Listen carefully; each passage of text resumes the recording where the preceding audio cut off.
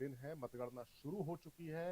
News nation digital के साथ आप जुड़े रहिए, यहाँ पर हम आपको सबसे तेज नतीजे भी बताएंगे और उसके साथ उन नतीजों का विश्लेषण भी करेंगे। पूरे दिन न्यूज नेशन डिजिटल पर ये मतगणना की खबरें लगातार चलती रहेंगी। मेरे साथ नवीन कुमार मेरे सहयोगी है। नवीन, 5 राज्यों का चुनाव है, सबसे ज्यादा चर्चा है इस वक्त।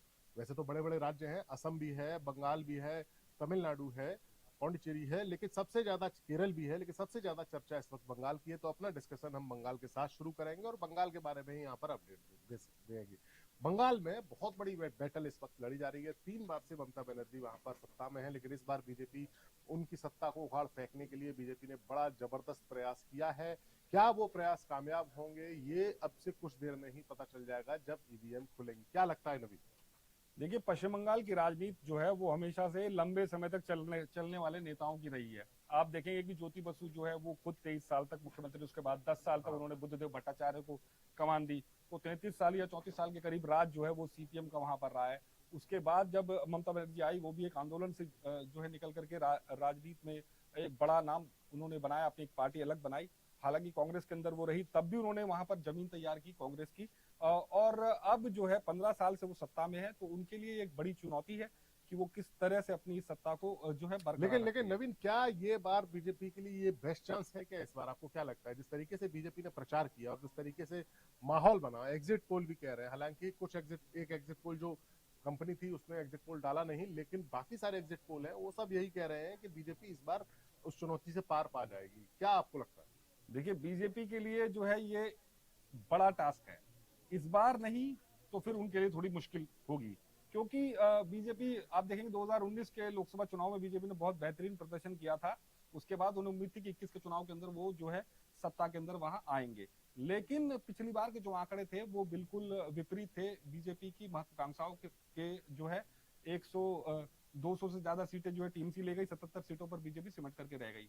वाम और कांग्रेस वहां पर क्या स्थिति में है ये सभी वाम जानते और हैं। कांग्रेस की स्थिति ज्यादा अच्छी लेकिन नहीं है। बीजेपी के लिए जो है वो ये इस बार करो या मरो का सवाल वाली राजनीति है। करो, अब बिल्कुल नवीन, लेकिन इसके साथ ही हम अपने दर्शकों को बता दें कि मतगणना शुरू हो चुकी है। 8 बज चुके हैं। पश्चिम बंगाल में 293 सीटों पर मतगणना शुरू हो चुकी है। एक सीट पर चुनाव टाला गया है, उसके बाद उसमें बाद में वोट पड़ेंगे और उसका जो रिजल्ट आएगा वो बाद में ऐड किया जाएगा। 293 सीटें हैं पश्चिम बंगाल में।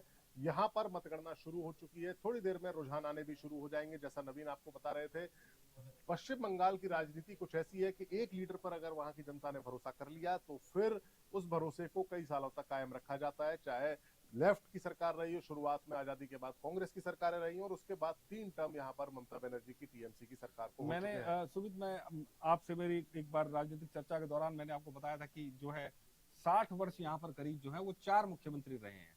आप देखेंगे शुरुआत से 1950 भारत का संविधान जब लागू हुआ तब से लेके अब तक जो है वो 4 मुख्यमंत्री यानी नेता चार ऐसे हैं। चार मुख्यमंत्री ऐसे रहे हैं जिन्होंने 60 सालों 60 तक साल तक पश्चिम राज बंगाल की किया है। सत्ता को संभाला जी है। बिल्कुल, तो जो यानी है इससे एक मिजाज पता चलता है नवीन के पश्चिम बंगाल के वोटर्स का मिजाज क्या है। एक बार किसी व्यक्ति को या फिर किसी महिला को चीफ मिनिस्टर के तौर पर उन्होंने विश्वास अपना व्यक्त जी कर जी दिया जी तो उसको वो लंबे वक्त तक कायम रखते हैं। लेकिन इस बार कायम रख पाएंगे या नहीं रख पाएंगे? दूसरा एक राज्य जिसकी चर्चा है वो है असम का राज्य। असम में भी लगातार 2 बार से भारतीय जनता पार्टी की सरकार रही है। पिछले टर्म में यहाँ पर दूसरे मुख्यमंत्री थे, लेकिन इस बार इन्होंने हेमंत विश्व शर्मा को मुख्यमंत्री बनाया था जो खुद कांग्रेस पार्टी से यहाँ पर आए। इस बार असम का चुनाव भी बड़ी ताकत के साथ कांग्रेस ने लड़ा है। जी बिल्कुल, असम के अंदर जो है अभी आप एग्जिट पोल के अगर नतीजे देखें तो उसके अंदर असम में फुल फ्लैश बीजेपी की सरकार बनती दिखाई दे रही है। और कांग्रेस जो है वो कहीं से भी जो है मैदान में दिखाई नहीं दी, ऐसा एग्जिट पोल का दावा है। लेकिन मैं आपसे एक बात और जानना चाहूंगा कि असम की राजनीति में जो है हम देखेंगे कि तरुण गोगोई के बाद कोई ऐसा बड़ा नेता जो है कांग्रेस की तरफ से नहीं दिखाई दिया। आप तो लंबे समय तक कांग्रेस कवर करते हाँ, रहे हैं, तो मुझे पता चले कि हिमंता बिस्वा शर्मा पर ही सब कुछ था। अब वो बीजेपी में आ गए तो क्या कांग्रेस में एक बड़ा खाली वहां पर दिखाई देता है? हेमंता विश्व शर्मा असल में कांग्रेस के ही लीडर थे और जब तरुण गोगोई लगातार 3 टर्म वहां पर मुख्यमंत्री रहे थे, जी 15 साल तक, 15 साल कांग्रेस के 2 मुख्यमंत्री रहे थे। एक शीला दीक्षित दिल्ली में रही थी और तरुण गोगोई असम में रहे थे। लेकिन जब शीला दीक्षित गई तो दिल्ली में क्या हाल हुआ कांग्रेस का हम सबने देखा। शीला दीक्षित की हार के बाद और तरुण गोगोई की हार के बाद 2 टर्म भारतीय जनता पार्टी ने कांग्रेस को सत्ता में नहीं लेकिन पहुंचने लेकिन दिया। लेकिन कांग्रेस जो है वो विरासत की राजनीति जो है वो करती है। और उनके बेटे जो है गौरव गोगोई, वो शायद असम की जनता के बीच वो कद और पद नहीं बना पाए। हाँ, नहीं बना पाए, लेकिन कांग्रेस ने इस बार नवीन पूरी तरीके से भरोसा गौरव गोगोई पर ही जताया है। उन्हीं को प्रदेश की कमान दी है। गौरव गोगोई ने ही चार्ज लीड किया कांग्रेस की कैंपेन का। राहुल गांधी भी गए और एक तरीके से कह सकते हैं कि असम का जो चुनाव था वो चुनाव बहुत ज्यादा व्यक्तिगत हो गया।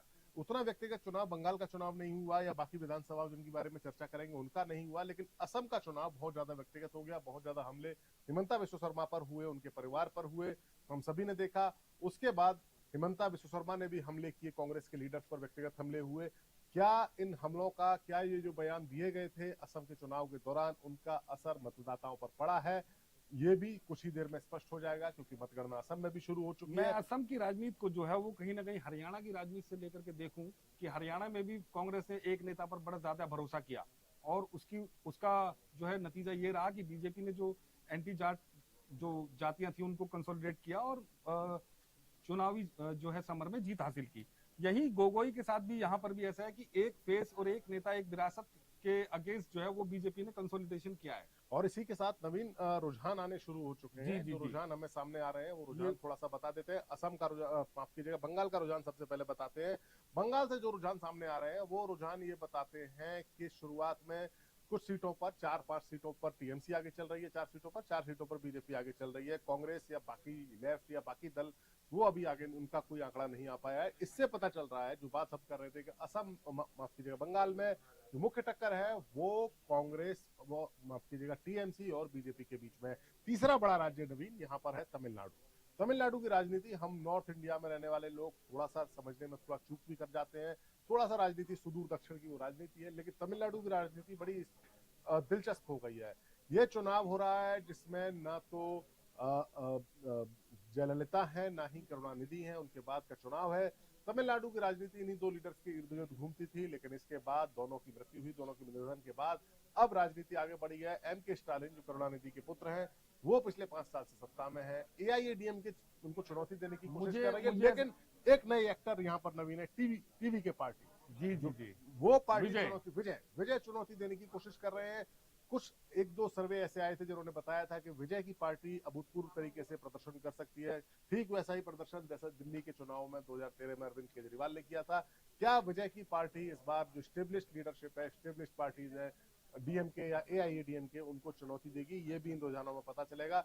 जो पहले रुझान तमिलनाडु से अभी तक आए हैं उसमें डीएमके को 6, टीवीके को 2 और एआईएडीएमके 1 सीट पर रुझान में आगे चल रही है। जल्दी से चौथे राज्य के बारे में बात कर लेते हैं, वो है केरल।